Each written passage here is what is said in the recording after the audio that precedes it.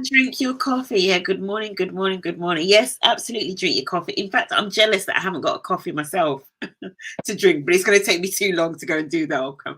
We were just talking. Good morning, Anne. Thank you for joining us, first of all. Thank you for having me. And good morning for those of you that are tuning in. I'm joined by the amazing Anne Alabi from Farfetch. But we were just talking as we were getting ready about the need to kind of like be presentable, to a point. When it comes to these things. I'm quite tired today. That's why I've got my glasses on to kind of hide the tired eyes. I sound how I look. I had a client dinner last night, and yeah, it was long, but yes, here I'm focused, but I sound how I look. So just apologies everyone. I sound how I look, but it's fine. We're gonna get through. And you being at a client dinner, so I'm going to imagine, right? Because you work for Farfetch, albeit, so disclaimer, all of the views expressed today by Anne are clearly those of herself and not necessarily her organisation. But you work for Farfetch, which is luxury, fashion, and retail. And I'm thinking some people are going to be thinking, client dinner. Oh yes, darling. Like love, that must have been like. Was it one of those? Was it a fashion thing, dear? Funny enough, it was with Meta, so it was a okay. It's just because obviously, and I think a lot of people get this misconstrued. Like when I first started at Farfetch, I came from Burberry, so I work in the marketing department. So when I walked in, I was gobsmacked because it's very clinical, like because right. it's a tech company selling luxury fashion. So I've come from seeing fashion and seeing product. One of our USPs is that we hold no stock. That's what Farfetch is built. We don't actually hold stock. So imagine right? And I used to be a celebrity stylist. I'm walking into this place, there's no fashion. So I was like, wait, what? Well, like, what's going on? Where's the fashion? Wait, online. Yeah.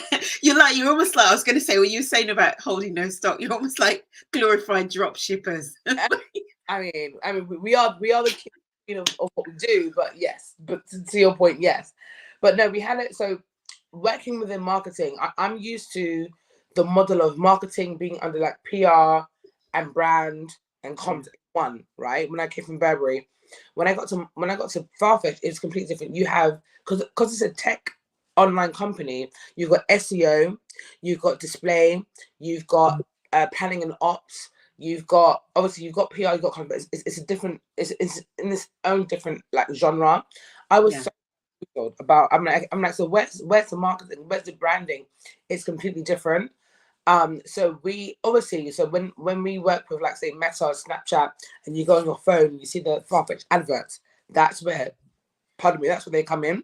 So going to the dinner, that's obviously, so we work a lot with obviously media companies, have media buy-in. So it's interesting to have that kind of partnership, but it's like it's so clinical because what you see on your phone is literally we're a tech company, so there's no sexiness in the building. Yeah.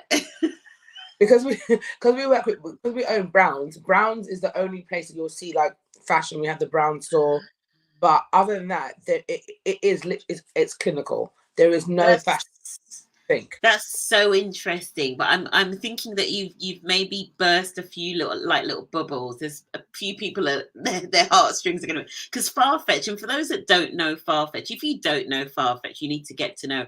I sort of found Farfetch many years ago, but basically you're almost like a platform where boutiques from all over the world can sort of sell their luxury items through, right? Correct, absolutely correct. Yeah.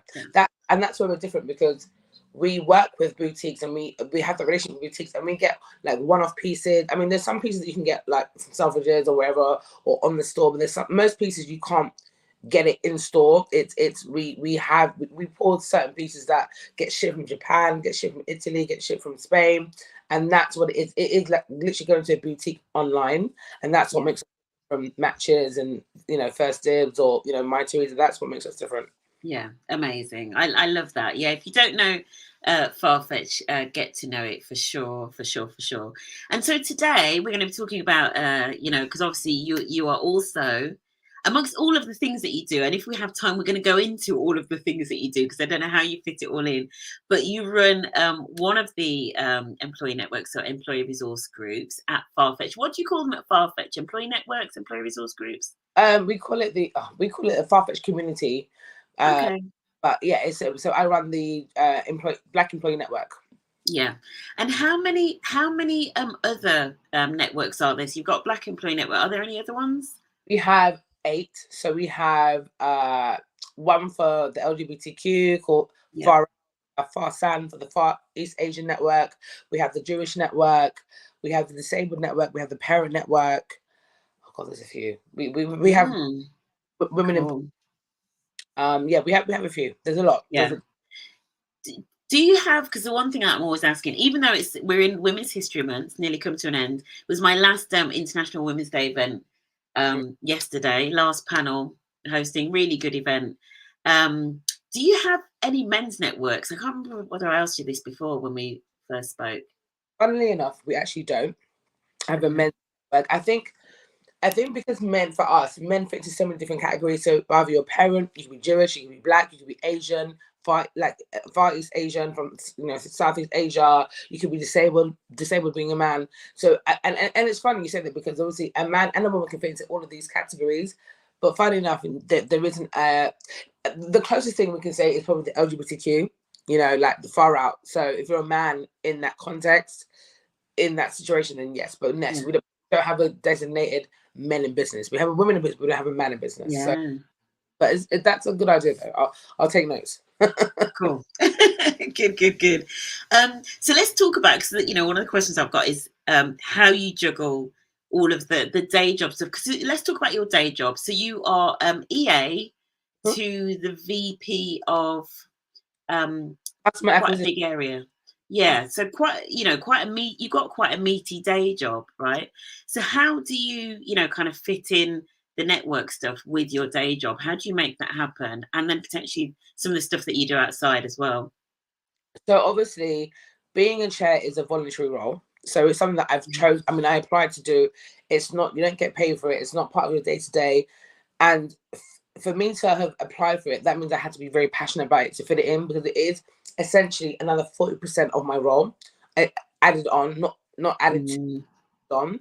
So obviously your day job, anyone who's a chair, you can't let it slip, right? You do your day jobs, look after the whole of marketing.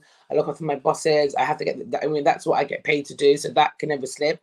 But the skills are transferable. So organizing meetings, putting on presenting a deck, speaking to people, taking minutes and understanding things. It's all the skills are very much transferable. But I'm able to juggle it because I care about my community, and I make time for it because it's something you have to be passionate. If you're not passionate, it's going to swallow you whole, because it's a big job.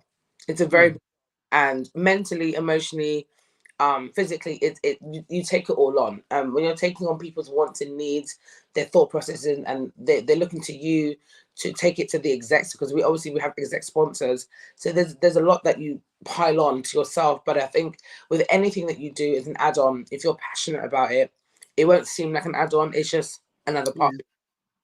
Yeah.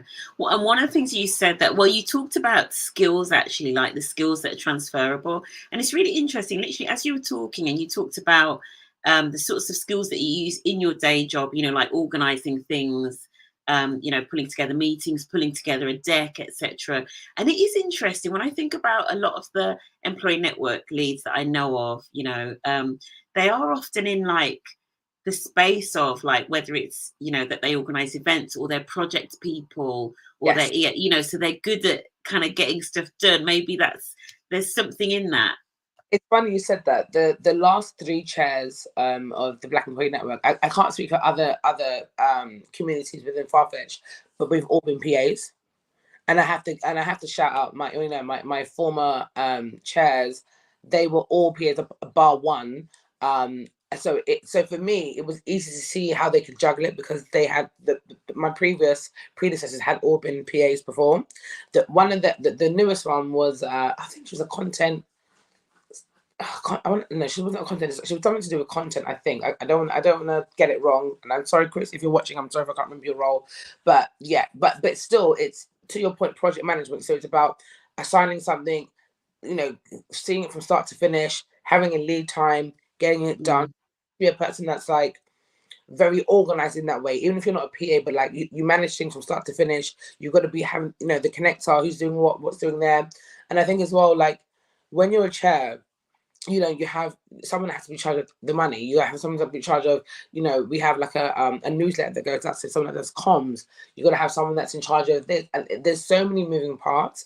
And what you do find is, as the years go by, you know, some people might not want to do it. So sometimes the chair takes on kind of all of those roles, and you try to delegate.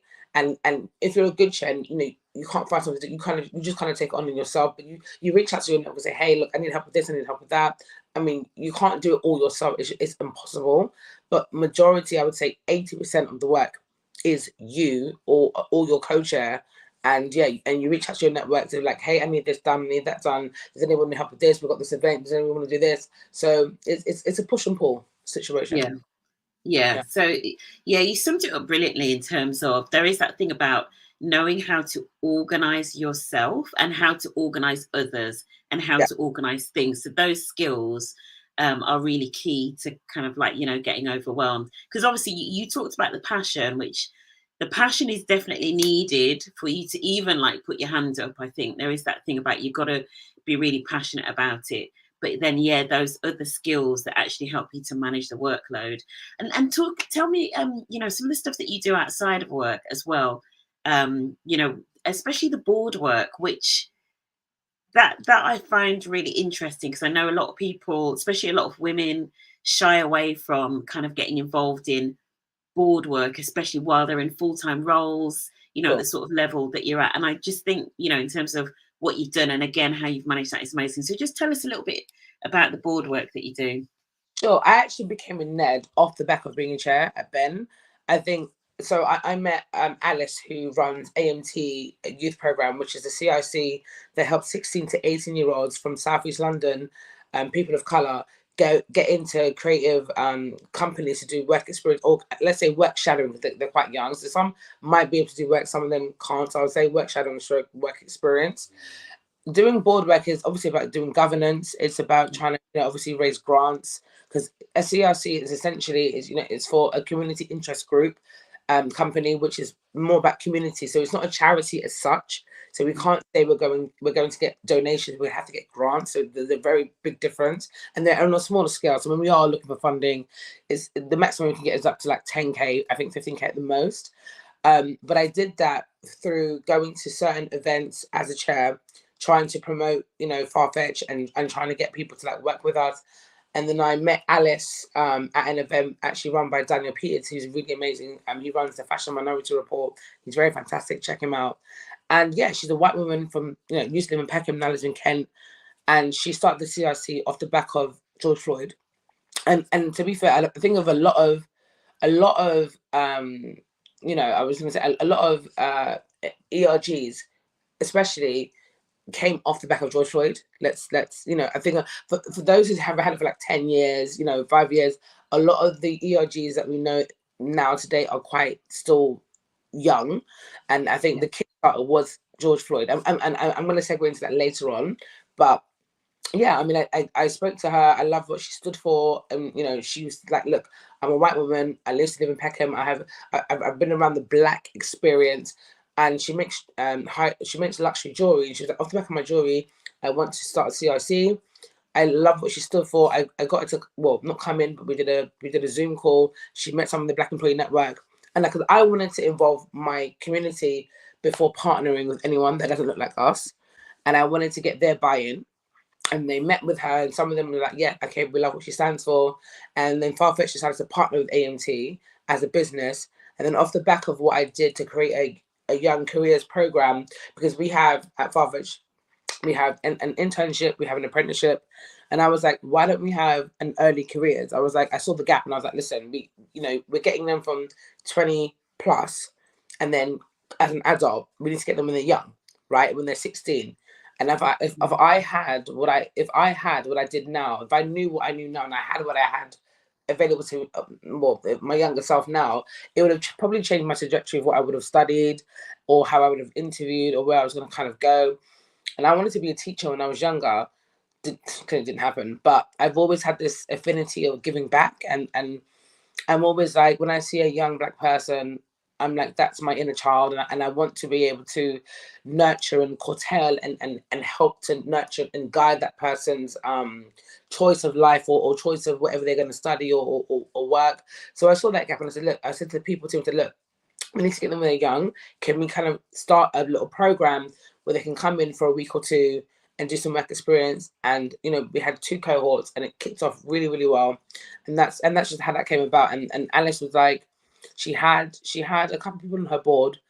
Funnily enough, someone said to me that was actually another Ned, and it was Elizabeth. She said, Anne, why doesn't she have a black woman on her board? And I thought, you know what, I never actually thought about that. Yeah. Now, she was like, no. She was like, no, didn't even think about it. It wasn't even a thing. And she was like, look, if you want to apply, you can apply. And I applied, and off the back of what I had put together, she was like, I love what you've done. You've come with heart. You've delivered. I would love to have someone like you on my team. So I applied. I was interviewed by the rest of the board, and yeah, I got the position. And it was mainly heart, but obviously I had to deliver. But it was mainly heart, and I think her just seeing me taking that step, or a leap of faith, and just going at it, this juggernaut of a thing, plus being a chair, being an EA, and then wanting to do this. And I think we shared a common passion of giving back. And I think that's how that came about. Yeah, do you know what? It's such a great story there, in terms of, because honestly, how the elements come together, like as you're explaining it. Because one of the things that I really love, first of all, is when networks connect to community outside of the organization. I think it's what starts to make the network experience a lot richer, and also the impact becomes a lot bigger, right? Because as you say, you're tackling the early careers, so it's a long game, right? It's a long game. And a bit like you, I was fortunate in my career, that when I was 14, I did work experience at a firm of accountants. Now, this was back in the day, because I'm so old. This was back in the day when teachers would organise work experience for you, so you would have an interest, and they would arrange it. So I was fortunate enough to be put into a firm of accountants, and I became an accountant. But yeah, I'm with you. Early career. So you've managed to come up with something, working with Alice, a scheme that it's really at the intersection between what your network is about, what your organization is about, what the community needs. It's also been good for you in terms of your professional and personal development. It's perfect, literally perfect. I would say this. I would say the greatest thing Farfetch has given me, and they're a great company. I if I'm honest, I had never heard of an ERG before Farfetch. Never heard of it. Didn't know what it stood for. Never even thought 2 ways about it. And when I came, the previous chair was like, she was, I'm the chair, and I was like, oh, like, what's that? And obviously, being a black person, I joined the Black Employee Network. But then when I saw what she was doing, or her and her co-chair, I was like, I want in. I was like, I want in. This is great. And because I'm a naturally sociable person innately, and because I look after my bosses on my team, it was a given, right? It was a given. But what Farfetch has given me, it's actually helped me to understand my purpose and to want to do more apart from my day job. Like and I said this to you before when we had a conversation. I don't want to sit under by default, I'm going to sit under DE&I, right? Because obviously I'm a person of color, diversity, inclusion. I'm a woman. I get that. And I was saying to him when we had our one-to-one, I was like, but at the same time, I also feel like I'm a bit of a disruptor. I hate that box. Like, why is it because I'm, a black person, I got to sit under DE&I? And you actually said to me, I didn't even realize when you said, oh, you can be was it a program leader, strategy leader? Okay. All these terminologies I didn't even think of. And when I was telling you what I was doing, you were saying all these terms. I was like, oh my God, she's like, oh, is that what I do? I didn't even think about it. Like, you actually gave food for thought, like, oh, a program leader, you can strategy. And I was like, wow. And I was like, I really want to, I don't want to sit under DE. And I think in a really, if I want to flip it on its head, I feel like when we're in the corporate space and you're a person of color and you want to do something for the community, you automatically by default fall under DE&I. And DE&I is a big space in itself. It you have to be trained. It's a lot to take on, and it's a juggernaut of a beast in itself. I'm really just about community, and I'm really about giving back. I love the youth. The youth for me is my heart. That's where I thrive.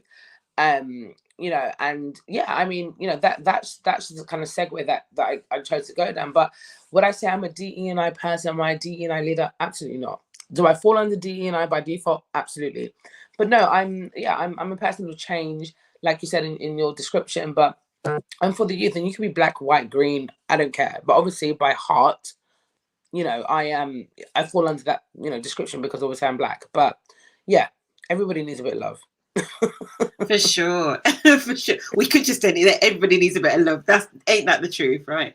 But it's really interesting. You know what? This topic in terms of things like the career path of an employee network leader is something we're going to talk about. Obviously, you know that we're doing this summit on the 12th of September where you're going to be a panelist. And I'm wondering whether you should actually be on that panel where we're talking about leadership, because I think one of the things to talk about is what that progression can look like. One of the things I sometimes say is, what do you want to be known for internally? Because as you said something right at the start of this conversation, which is you can't let your day job slip. And Yeah. and I would almost add to that in terms of there's this thing about, do you want to be known as the network leader, or do you want to be known, you know, for your profession, you know, your discipline, your technical sort of expertise or whatever? And it's a choice, you know. And probably a lot of employee network leaders find themselves at this crossroads of, you know, as you say, they can either go one way, which is into D&I, Yeah. which, you know, you're right, takes a lot of experience and all of that, or they can lean into their professional career and still have the passion for the D&I. And yeah, some of the things that we talked about was, you know, projects, programs, transformation strategy, all of that stuff, because it tends to, you know, what you just described in terms of that program, you know, with the early careers with Farfetch, you know, the link from that into like business strategy and the whole thing is clear. You know, it's really clear. Sure, I would even challenge you. I would say I would be neither like a business leader or a dealer. I am a change maker. I love public speaking. I'm all about, if I'm going to get to my core, I'm a motivational person. By my I would, if I could say what would I want to do out of my day job, a motivational speaker. Now that can go into anything else, turn into a life coach. So I don't, even that in the box, you got to be D&I or you got to be strategy. I'm not that smart. Like, I mean I am, but I'm not. You are. But in that sense of, I can't remember who said it. There's a quote, I can't remember who said it, but it's like, don't try to pick up a new skill and add to it. You've got to build on what's innately a gift. I'm paraphrasing. I can't remember who said it. There's a quote. I am paraphrasing. I know I am. I can't remember who said it. But it's like, don't try to learn something new. Try to upskill on what comes naturally to you. I'm paraphrasing. I can't. I'm probably going to find it later and put it in the group or put it in the chat. But for me, talking and I'm. It's funny. When I was at the client dinner last night, I'm a person. The guy said to me, one of the guys was like, "You're really I can't remember the word that he used. He was like, you're really on job." He's like, you really know how to get to the sucker punch." And I'm like, I speak to the spirit man. Like, right, we are spiritual beings living a human experience. And I'm a person where no matter what you look like, how old, black, white, grey, we all go through the same principles, just different scenarios. We all feel the same things: hurt, pain, laughter, challenges. We all go, no matter how old you are. So I'm a connector in the sense of, you can be on the Titanic and I could have been born here, but I can relate to that in the sense of, I wasn't on the boat like drowning, but I might be drowning in my life. Like, you know what I mean? You connect in that sense, and I think when people speak to who you are before your title, before your job, before what you do, that's how you get investors. That's how you get a business partner. That's how you make connections. People, like, when you just strip it all back. I'm very basic. When you strip it all back, forget what you look like, what you do, how much you make. I'm speaking to you. Like, who are you? Your soul. Once I can get that psyche, I've got your attention. Then they see, oh, who is she? Oh, you're black. You're an EA. I like you. Let's have lunch. Let's do that. And I think human beings, we make things very complex, and it can be very simple because we show up as, well, I'm a director, and I'm this, and I'm that, and I'm that. Where most people just want to just just speak to their inner self, just speak to their person. And that's how most deals are done, on lunch in the back room. They're done over a lunch and a shake hand, not in a boardroom. Most big deals, and people don't know, a lot of big deals are done just like, you know what, in the last 5 minutes, I heard what you said, and I'm going to sign you. That's how it's done. And I think a lot of people, they get that misconstrued. Yeah. I mean, that just, I mean, and you went deep on us, man, which is fine. It's absolutely fine. But what you just said there, I mean, that thing about, I was literally talking about this yesterday, that thing about how do you find connection with somebody? And you're absolutely right. It's stripping back all of the stuff often that we clung on to because of ego and all of that stuff. Often it's stripping all of that back, and you just connect on that human level. Absolutely. And what you said there about how things get done, and the reason that they're getting done in, over lunch, what it is, because people want to deal with people, right? They want to deal with the bit that's connect 100%. I get it. I get why you get things done. Because you honestly, what you get, there are leaders running companies that haven't figured that out, like seriously. And that's why I'm like, if I'm going to take a strategy, the corporate route, I don't want to be a performance coach. I'm like life coach. I can speak to a CEO and say, listen, I don't care how much you make. I don't give a shit. Okay. You're paying me to like, when we had a conversation, I said, I want to get to the person that has to show up to work. I want to nurture the person that has to code switch. Before you get to work, I want to mentor you, because I'm a mentor as well. I want to get to that person, that inner child. Because we are broken children in adult bodies. And a lot of us haven't been healed yet. And I think once we get to that psyche and we connect with that, then we will actually show up different to how we, because you spend 8% of your life in your job. But a lot of us have to kind of code switch. A lot of us have trauma. A lot of us, we get so in our head, and we're like, okay, I gotta be Susie today. Well, no, let's talk about Suzanne, not Susie. Let's get to Suzanne before we get to Susie, and then Suze can be Suze for everybody, right? So yeah. In that sense, I want to tell you what I'm manifesting for you, and I want to see you as the CEO. Is what I see. That's what I'm getting. You're giving me CEO energy today. I'm Google Chief Happy Officer. Hire me, Google Chief Happy Officer. I'm happy, clappy all day long. I swear to God, I'm like, listen. I love it. I love it. Let's talk about linking to leadership. Actually, let's talk about the importance of sponsorship and leadership when it comes to employee networks. How important is that to the success of the network? It's pivotal.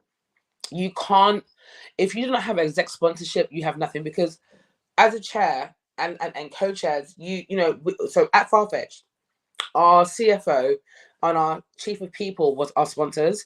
And remember, so when you have that connection to, the C-suite, the higher up, I've got the person that signs the checks and signs and hires people. So you got the two most important people that basically essentially run the business, right? Apart from the CEO. And from a heart perspective, from a people perspective, and from I need money, CFO to do this and this and run this event. Chief of people, I want to hire, I want to start a kids program. They're the ones that sign it off. You can't, your VP, your MD, they can't do that.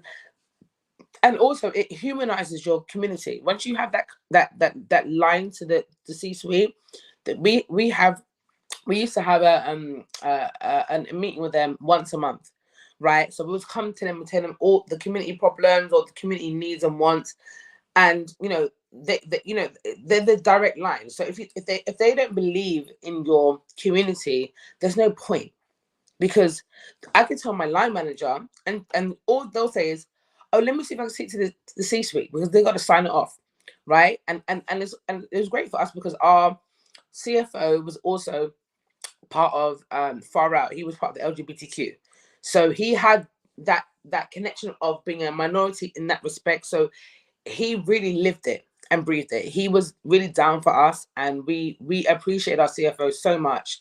His name's Elliot. We really loved him, and he got it. He understood, and yeah, whatever we needed, he was like, if I can make it happen, I'll make it happen. But yes, it's imperative and it's pivotal to have C-suite sign off.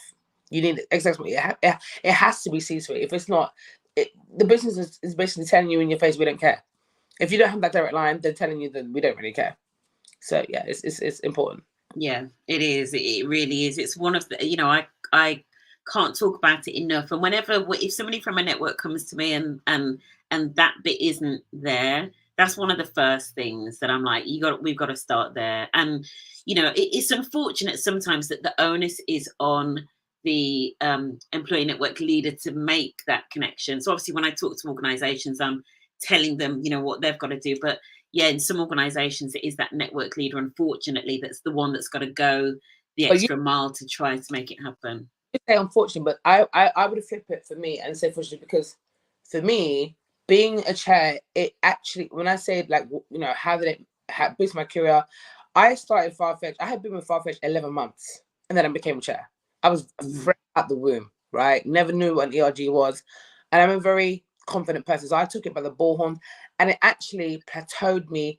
We're a global company. And being in that role took me to heights where people in India, like Southeast Asia, knew who I was. So I would say, fortunately, if you're a person that you're not shy and you're not this and even if you are, but you got to be a little bit extroverted to do this role because you're going to be seen. It put me in a stratosphere. It helped me build my LinkedIn profile. It helped me be like Black Tech Achievement Awards. It helped me in so many ways to boost my career that I never even thought, what's a chair, what's a leader, and things I had lying dormant came out that I didn't even know the label to put it on. But yeah, it's I would say it's fortunate because the CFO would never know who the hell I was if I wasn't the chair, and it worked in my favor. So yeah. Fortunately, not unfortunately. Yeah, because because what you're talking about, it gave you visibility, profile, and an opportunity for growth, right? To like learn how to navigate in those spaces and whatever. That's amazing. That's absolutely amazing. We're over, but it's been such a good conversation. So what are some of the biggest learnings that you've had in this role, and what tips or encouragement or advice would you give to other network leaders? Don't give up. You're gonna hear more no's. You're gonna hear yeses. But like I don't mean to keep dragging the horse. Passion. If you're doing this as a tick box, you're gonna find it as a chore. But if you're doing this because you love this, it's gonna be you're gonna want to ride for the the cause, right? It's hard, it's tiresome, and especially because I was the chair of Portugal and the UK. So I would fly. I flew to Portugal once. We had a listening session, and it was very.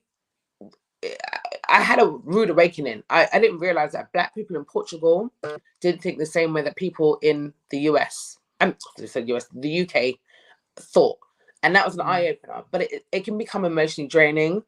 It can, because you're taking on people's, I'm not seen, have I had a promotion, I've been here for like there's a lot that comes with it.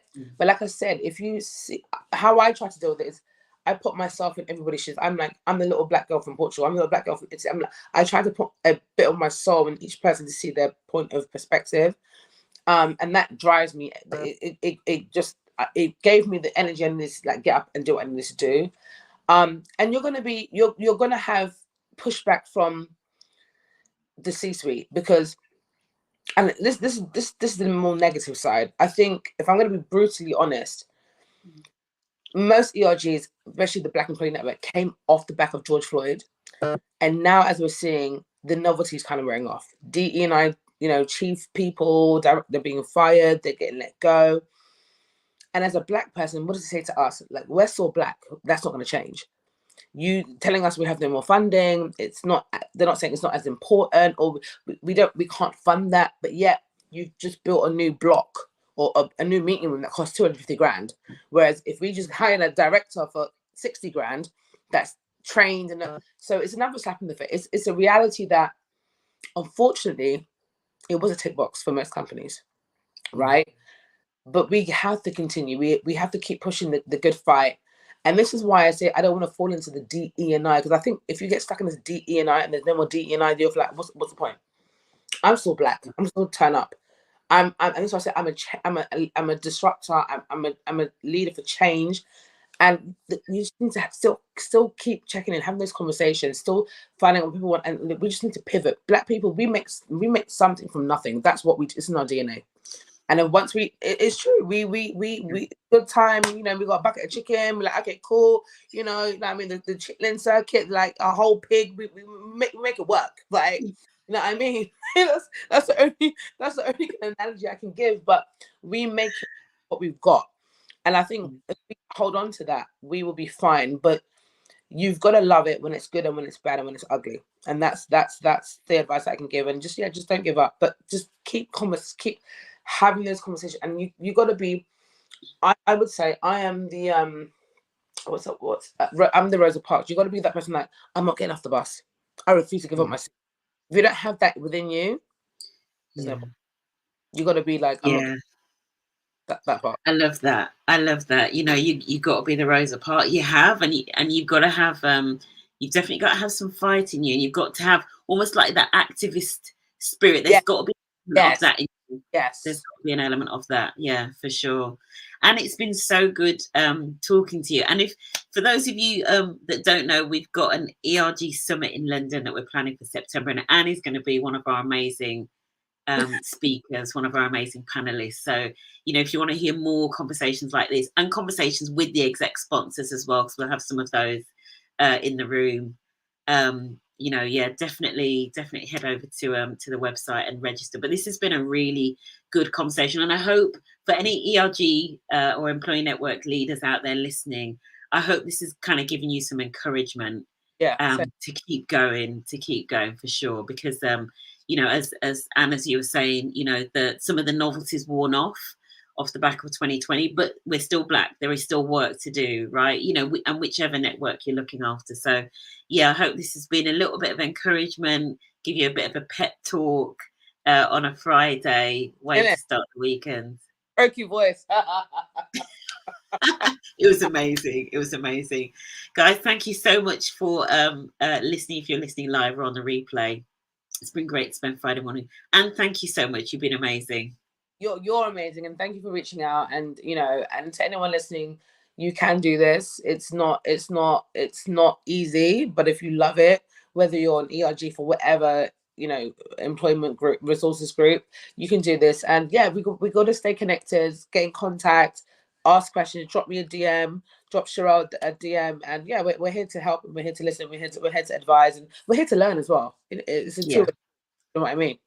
For sure. Perfect. Brilliant. All right. Thank you so much for listening. Have a great weekend. We are